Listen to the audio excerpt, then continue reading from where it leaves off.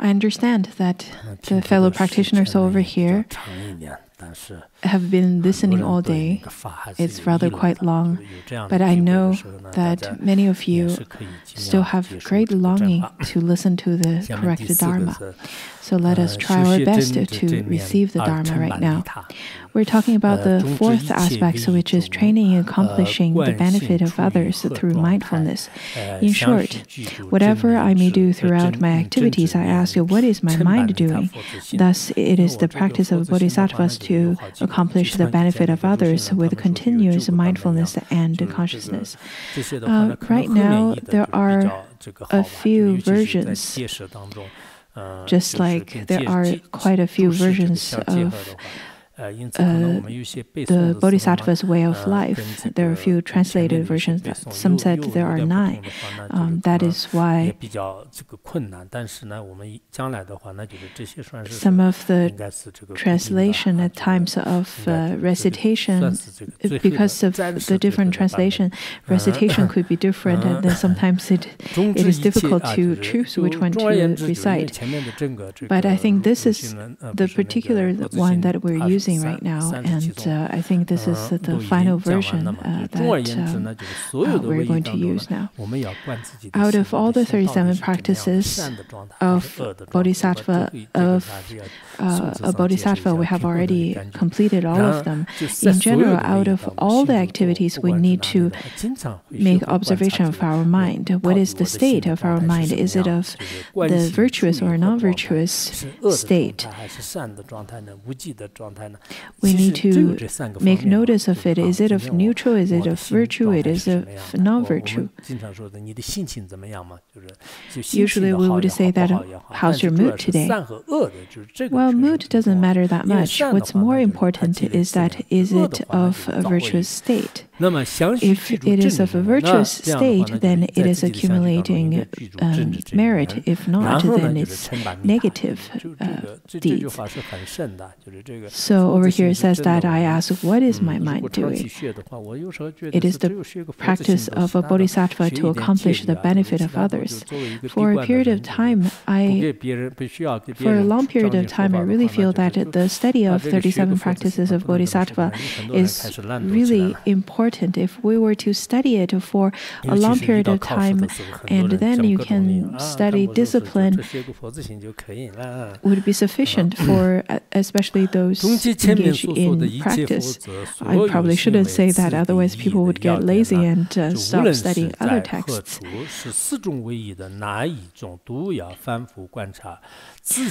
What is the condensed key point of all those stages of bodhisattva practice that have been explained above? It is not let mindfulness and consciousness degenerate. Whenever one engages in any of the 4 activities, one must continuously keep watch by means of asking, how is my mind doing? Is it virtuous or non-virtuous?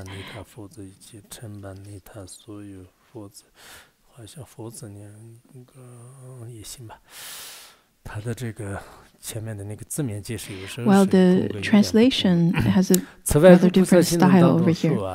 Anyhow, in this way, to accomplish the benefit of sentient beings with an excellent, supreme altruistic attitude is the fundamental and most precious key of all practices, whereby bodhisattvas accomplish in the 2 benefits. The way of the bodhisattva says, those who wish to observe the trainings should guard their mind tightly. So those of you who want to be a good practitioner, want to observe precepts, then it is better for you to protect your mind. If you cannot protect your mind, if you cannot make observation of your mind, then what's the point of seeking for empowerment or the bhikshu or bhikshuni's vows or the bodhisattva vows? There is no use if you cannot make observation of your mind. In order to observe the trainings, one needs to guard the mind. If one wonders about how to guard one's mind, the same source, which is the way of the Bodhisattva, says that all those who wish to guard their mind must observe the mind persistently with mindfulness and consciousness. Thus, I beseech you with folded hands. So, yesterday we studied that Zhong Tunpa says that one has to protect one's mind just as a guard holding spears. If the mind is relaxed, then I should relax. If it is not relaxed, then I am not going to relax either. This is really important to remember because just as how the great masters stated, what's really important is to protect one's mind. On one aspect, it is to protect one's own mind. On the other, is to protect the other's mind. Thus, it is taught that it is very important to always rely on mindfulness in order to guard one's mind. Mindfulness means not forgetting any points regarding what to accept and reject. This is extremely important, as it is explained in the letter to a friend. We need to firstly know what that we can accept and what we can't. At times of listening to class, we probably would feel, oh, I need to pay attention to that. But after a little period of time, then they would forget about it. But there are people who would remember the teachings. For example, some studied the teachings of Vinaya. They would remember it throughout their whole life. Not only they would be able to remember it, they would carry out their actions according to the Vinayas. I think the author would quote Tokme Gyaltse at the very end of each of the section to say that not only Tokme Gyaltse taught this way, he actually carried out his practice accordingly as well. So we really need to reflect upon ourselves and to carry out our own actions accordingly. Back when I was translating this particular teaching, of course, I wasn't sure if I would be able to finish giving the teachings like such. But it seems that we should be able to complete this particular study in this particular text. Do you remember at the end of each section, Tokme Gyaltse, the author would say that not only Tokme Gyaltse taught this way, he actually carried out his actions accordingly as well. According to Letter to a Friend, carefully and truly observe mindfulness, because when it degenerates, all dharmas are destroyed. If you lose your mindfulness, then all dharmas are destroyed. You won't be successful on the path of practice. You would lose all the potentials of practicing dharma if you don't have right mindfulness. In fact, not just dharma practice, for even the worldly beings. For example, the worldly teachers, if they do not protect their right mindfulness, then their speech and then their actions carried out by the body would be quite inappropriate. And then according to the way of the Bodhisattva, if I tie the elephant-like mind tightly with a rope of thorough mindfulness, all fears will fade away. These quotations demonstrate the benefits and faults of keeping mindfulness or letting it degenerate. As for conscientiousness, it is to be aware of all activities of the three doors and to identify whether one's conduct is good or not. Well, you need to know what right mindfulness is. We often talk about that we need to rely on right mindfulness. What is right mindfulness? Now, this explanation, you need to remember it by heart. As for conscientiousness, it says it is to be aware of all activities of the three doors and to identify whether one's conduct is good or bad. There are the two aspects. One is mindfulness, and then the second is to be conscientious, which is to be aware of all the activities of the three doors. Nowadays, there are people who would say that, well, the conscientiousness is the view or is the practice of the first Bhumi Bodhisattva. and they have no idea what right mindfulness is. So over here it gives the explanation by saying that conscientiousness is to be aware of all activities of the three doors, so the body, speech, and mind. Concerning this, the way of the Bodhisattva says to examine again and again the constitution of body and mind. This is, in short, precisely the characteristic of being conscientious. It is taught that whether one practices sutra or mantra, all practices depend on conscientiousness and mindfulness. It is therefore indeed very important. Likewise, from a sutra, all that may be called virtuous qualities that have carefulness as their root. As to essence of carefulness, the root of virtuous qualities is to abandon non-virtuous deeds and to engage in virtuous deeds instead. There are many faults and benefits of carelessness and carefulness, but in this context, this is how they are described. In short, bodhisattvas train during their activities by being endowed with mindfulness and carefulness, as it is taught in the Sutra of Completely Pure Conduct, embracing whatever they do with altruistic attitude. They must train in letting everything, either directly or indirectly, become the cause for the benefit of others and for enlightenment. It is also taught in the Sutra instructions to the king that if the mind of aspiration that strives for complete enlightenment for the benefit of others does not degenerate, all the trainings of the bodhisattvas are contained therein. In the compendium of trainings, it says that throughout all activities one must train in the mind of enlightenment and let all be preceded by the mind of enlightenment.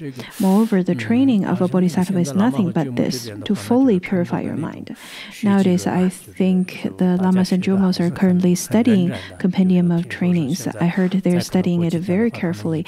After a few days, they would finish about half of the compendium of trainings. When I heard that they are studying compendium of trainings, I generated the mind of desire, feeling that we should also study it. But the translation into Chinese is rather quite difficult because the language is rather ancient. So it's a bit difficult to understand.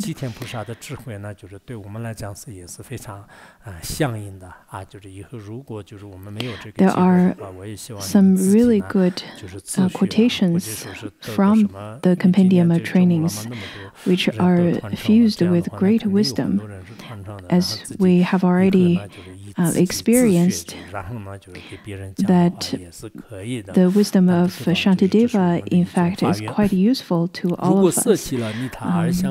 So if we have this opportunity, if we don't have that opportunity in the future, then I really wish that you could study it by yourself. Now that many of you probably have already received the oral transmission, you can study it, and even you can give the teachings to others later. Now to continue, if one gives up the mind that wishes to attain enlightenment for the benefit of others, both the bodhicitta of aspiration and bodhicitta of action will have been abandoned. Therefore, even at present, regardless of whether one is able to benefit others directly or not, one must, by no means, let the intention to benefit others degenerate. From commentary on the enlightened mind, even though you might not yet have the power to benefit others, always engender the intention to benefit. Whoever possesses that intention is in fact already active. Now that people would say that, well, I have no power to give Dharma teachings to the sentient beings to liberate them, but as long as you maintain this mind to benefit the sentient beings, then though you do not have the conditions to directly benefit the sentient beings, as long as you have this mind, then that is enough. Then that is good.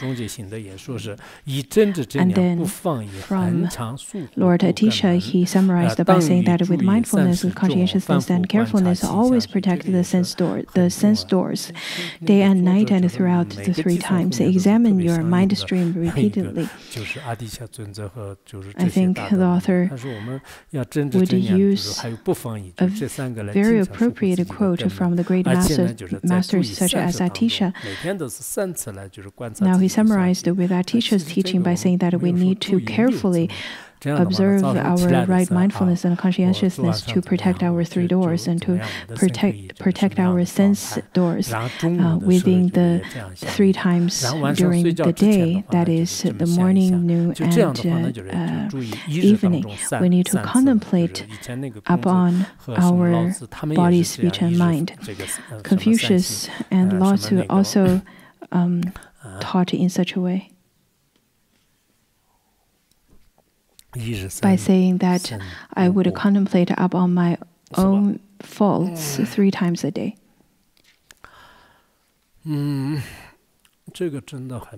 This is really important.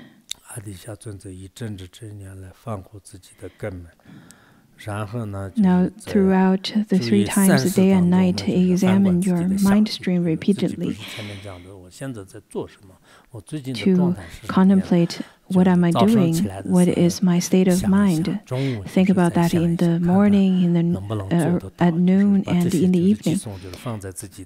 I think you should write it down and place it at a place where you can see. Nowadays, people would post the pictures of celebrities. I think posting those photos would not be beneficial to you compared to posting these quotes that would remind you of practice. He continues, the supreme quality is the great benevolent intention. The supreme oral instruction is to always watch one's own mind. The supreme friends are mindfulness and conscientiousness. Well, whenever you go and ask a teacher to give you the supreme teachings, then you should remember, other than this, there's nothing else to, there's nothing more supreme than this. So he says that supreme quality is a great benevolent intention. The supreme moral instruction is to always watch one's own mind, and supreme friends are mindfulness and conscientiousness. Pawa said the following: besides watching one's own mind day and night, what else is there to do? Potowa explained, through being mindful and conscientious during the 4 activities, one will, while walking, talking, and one would carry out those conducts with loving kindness and the mind of enlightenment. While moving around, one will move with loving kindness and the mind of enlightenment. So, not only walking, it comes to all the other activities you carry out throughout the day, such as walking, sleeping, talking, and all of that. The great practitioners all practice in such ways. I understand many of you would get up in the morning and start your recitation and your chanting and your prostration and your mantras, but all of those, on top of all of those activities, you need to make observation of your mind. Are you truly contemplating to benefit all the sentient beings? On top of the foundation, which is not harming all sentient beings, we need to generate the altruistic mind of benefiting sentient beings. We need to carry out the compassion, loving kindness within all of our standing, walking, and sitting and sleeping, in all of those kinds of conduct. At times of benefiting sentient beings, we need to set an anchor. That is to say that maybe holding your mala, at times of holding a mala, then we would remember that we're practitioners and we need to benefit sentient beings. So whenever we look at this object, it reminds us to come back to the mind of loving kindness. We need to remind us we need to benefit sentient beings throughout all of our conduct. We would try our very best to be very careful, though that maybe at the present moment you don't have the time to directly benefit sentient beings, but I have this mind that I wish to benefit sentient beings. This is the meaning of listening listening to the Dharma to remind you to carry out these kinds of intention and to carry out the conduct in all aspects of life, in all the details. That is why I think the teachings of the 37 practices of a Bodhisattva is so crucial, and it should be taught in large cities and monasteries throughout. Now let us continue. Larry Tampa said, since the great vehicle, there is nothing else to do except to benefit sentient beings. Your armor of altruism should not be weak.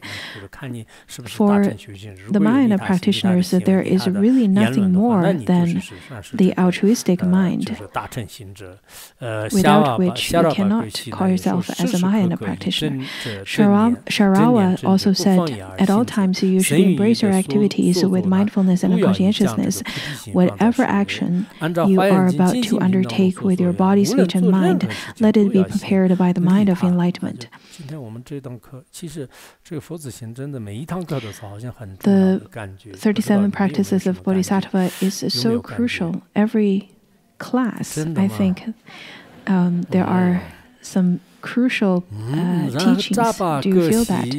Really? Do you all feel that? And then, according to the Sutra of the Pure Field of Engagement, it is taught that whatever one does, one should cultivate the intention to benefit others. And Geshe Dragyakpa explained, at all times you must again and again be mindful, serve your mind conscientiously, and be permeated by carefulness. Furthermore, Gyaltse Tokme himself explained, by being endowed with mindfulness and carefulness, your mind will always be gentle. And in short, through mindfulness, one examines well one's being, so that what is taught in the Dharma and one's own way of practicing are not in conflict. He continued, since it is the speciality of the great vehicle, develop the intention to be of benefit to beings. Since it is the conduct of bodhisattvas, let your three doors accomplish the benefit of others. He himself practiced in this way. What I most admire of the Venerable Gyaltse Tokme is that he himself practiced in these ways. We almost complete the whole teaching over here now. We just have a little bit left on rededication of merit and so on. I understand it must be quite tiring for you to sit here all day long, but I think though that you could feel a little bit tiring, I am also quite tired. However, I think it's quite beneficial. Later, we are going to study the extraordinary teachings given by Ponsokul Rinpoche. I don't know that if we have sufficient amount of books, but if not, you can transcribe it, you can write it down. The reason I translated that is because I've received oral transmission from Ponsokul Rinpoche. I think it's better.